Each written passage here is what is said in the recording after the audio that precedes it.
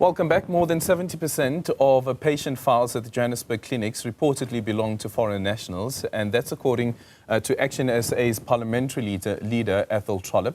The claim comes as the party tables a series of proposed constitutional amendments aimed at addressing what it describes as South Africa's growing immigration challenges. ActionSA argues that the country's generosity and limited public resources are being stretched to the limit. To discuss the party's proposal further, I'm now joined by ActionSA Parliamentary leader Athol Trollip. Athol, a very good morning to you. Thank you so much for making time for us this morning. What's at the core of the proposals that ActionSA is making here with regards to the constitutional amendments? Good morning, Eldrin, and good morning to the viewers.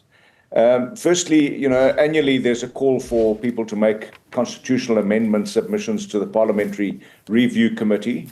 We have done that, and this particular submission deals primarily with our preamble of the Constitution, where it says South Africa belongs to all who live in it. We aim through our submission to address the persistent misrepresentation of this clause. And the example that you gave is a perfect example. South Africa belongs to all of its citizens and all permanent residents and all legal immigrants. But it doesn't belong to people who are here illegally. And some of the generosity expressed in that preamble of our Constitution to say it belongs to all who live in it are expressed in the Bill of Rights. And in the Bill of Rights, for example, there are three areas that we raise in our submission. Firstly, the right to housing, or if you're removed from where you live, the right to emergency temporary accommodation. That is a right given to all South Africans in the Bill of Rights, stemming from the preamble. The other one is the right to education, and we've seen that our schools are full, and South African citizens are battling to get their kids into school because the Constitution makes provision for immigrants, legal and illegal, to send their children to the nearest school. And also in the case of healthcare that you mentioned now, where our healthcare facilities are overrun, taking care of the needs of illegal immigrants. Now, we don't want to turn our back on anyone in this country, and we really admire the noble intentions of the preamble that says South Africa belongs to all who live in it. But charity really begins at home. And we want the Constitutional Review Committee to relook at these intentions of the preamble and those three particular areas of the Bill of Rights to make sure that South Africans get into the front of the queue and not the back of the queue. Yeah, what would the Bill of Rights read like, for instance, if you were to exclude foreign nationals or undocumented foreign nationals when it comes to schooling, as an example, and access to education? What do you see that amendment read as in the Constitution? So we're actually saying that the committee should duly consider amendments that introduce similar clarifying revisions to those that we propose. So what we're saying is if you fix the preamble and you say that South Africa belongs to all of its citizens and legally represented people who have, South African residency or are here on legal immigration status. You need to clarify that, because if there is no clarification, it simply says that all the rights that are in the Bill of Rights apply to people who live in this country, whether they've come here legally or illegally. And we know that we have a massive problem with illegal immigration, and we haven't been able to tighten up our borders. So we're saying we must tighten up our constitutional provisions to make sure that South Africans are put first, because the preamble of our Constitution is primarily focused and taking care of its citizens. And then in the Bill of Rights, the citizens, as I said, should be at the front of the queue, not the back of the queue. Yeah. Do you think maybe the target should be dealing with our porous borders instead of trying to amend the Constitution? Because as you said, that the idea itself is noble. However, though, we do have an immigration crisis in South Africa.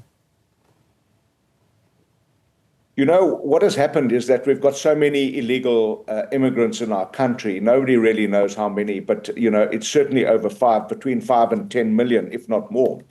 And this has placed additional strain on South Africa's already limited public resources and undermined the state's ability to prioritize the needs of its citizens. So it's a fact of life. Those people are in this country. Controlling borders now doesn't obviate the situation that we've got millions of illegal citizens in this country already that are here. Therefore, we believe that we need to relook at how we prioritize the rights of our own citizens. And, we've said, for example, Eldrin, a carefully considered revision is required to clarify the original intent of this noble principle and to prevent its misappropriation. And what we're seeing is a misappropriation of the noble intent behind the preamble, where we have illegal foreigners in this country making use of the Bill of Rights that are intended for South African citizens. For example, if I travel abroad to the United Kingdom, or if you travel abroad to the United Kingdom tomorrow and you fall ill and you do not have health insurance, you don't have the right to go to the national health insurance in the United Kingdom and claim the same benefits as a citizen of the United Kingdom. So, we're saying that we must also do the same in our country, put our citizens' rights first, make sure that South Africans are put first. Yeah, the other argument that has always been made is South Africa is a signatory to a number of international treaties, as well as Memorandum of Understanding and international law as well. Do you think that too would then have to be reviewed? No, we don't say that we want to undo those, being signatory to those treaties. What we're saying, and I've just given you an example about falling ill in the United Kingdom. If you fall ill in the United Kingdom as a non-citizen, or if you're there as an illegal immigrant, you do not have the right to access national health insurance.